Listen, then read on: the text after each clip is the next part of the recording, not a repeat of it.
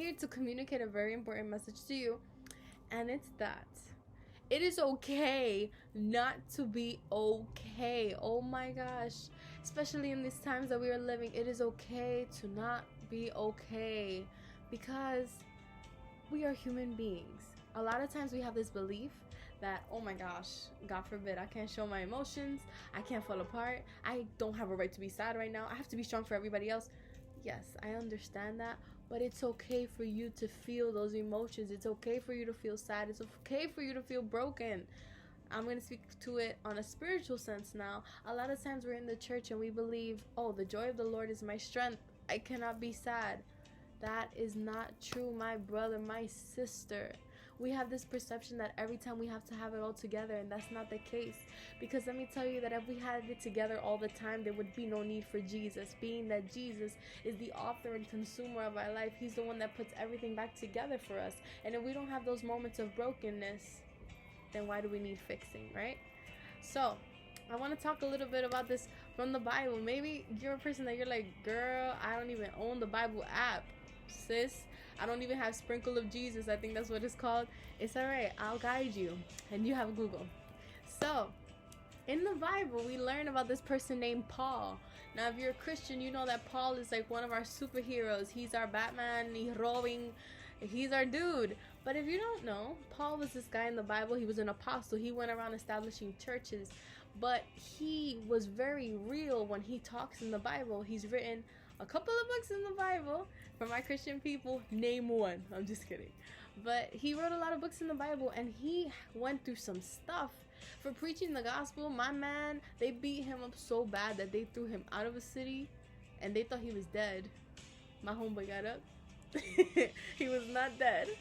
So it just goes to show you that there are stories in the Bible that there's people that are just like us. They have their moments rather of brokenness, of sadness. So that's why the Bible's there. Because no, the Bible is not a storybook. Maybe for you it might be, but for us Christians, it is a model of living. It is our instruction manual. Because no, it doesn't say Aniya is sad on Wednesday the 3rd. This is what you're gonna do to get over it. No. But there's people maybe feeling sad like me that I can read about, and I can know what they did to get out of it or what strengthened them to do it. So in the Bible we read about Paul, and my man Paul was dealing with something really rough. He had a thorn, and he had this thing that he wanted God to take him out of because the thorn was hurting him. It was something unpleasant, and he wanted God to take him out of it.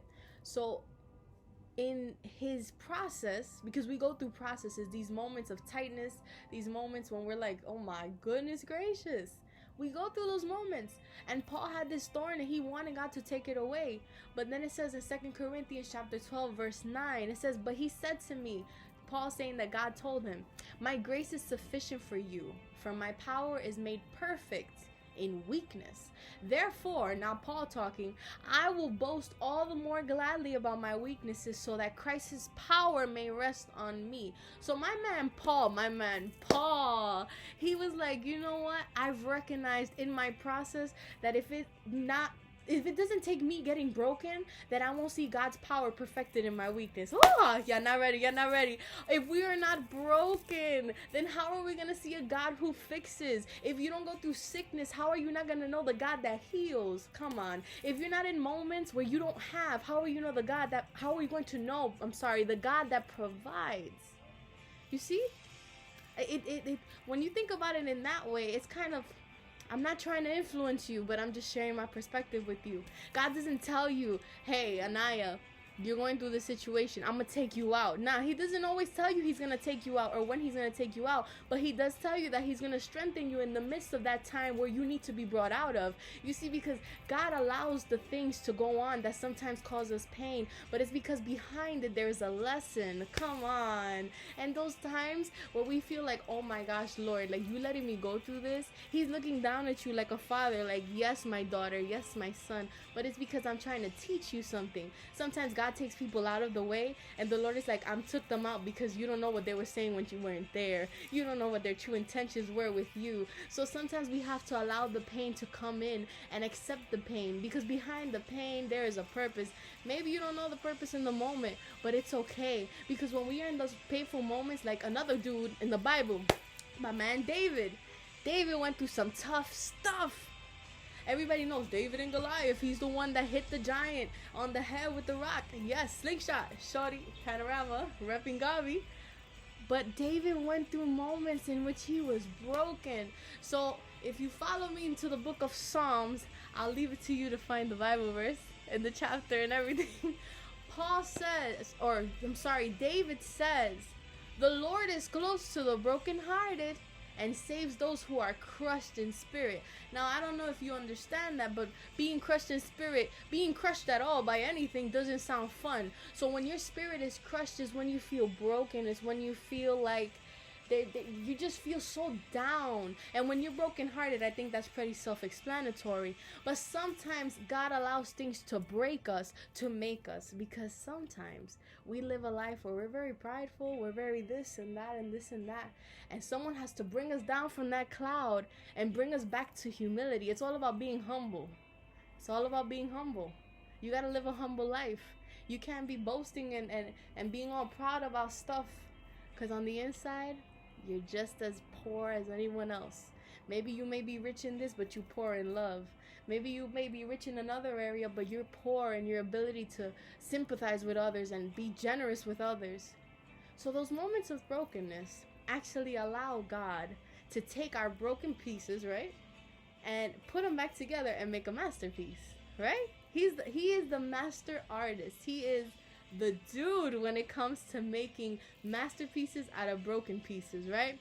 So when we read these things in the Bible, because a lot of people that are not in the church are under the perception like, oh, you church people, you don't understand what I'm going through because y'all have God. And yes, we have God, but the Bible tells us, my sister, my brother, Jesus speaking, that in the world we will have affliction, but there's a but. That's a condition. Hope.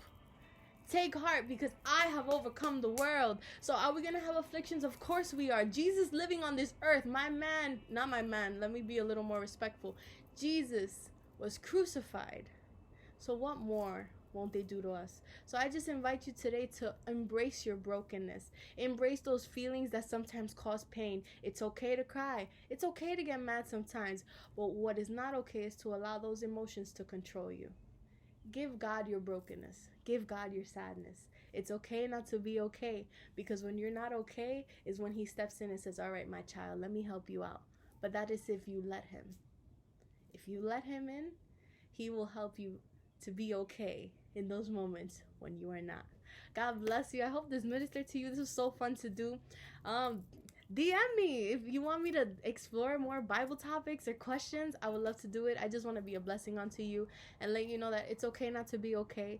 If you need someone to talk to, I'm always here. No judgment. I'm not going to post about you or throw subs about your situation. I just want to be a blessing to your life. I want to pray for you. If you need prayer, anything, I'm here. I'm not just your Instagram fellow follower or whatever. I'm here to bless your life in any way that I can. So God bless you. I love you. Yes, I love you, because maybe that'll be my next topic. Love. We need to love one another. Embrace our brokenness and love one another. God bless you. I love you guys, and I'll see you in the next one.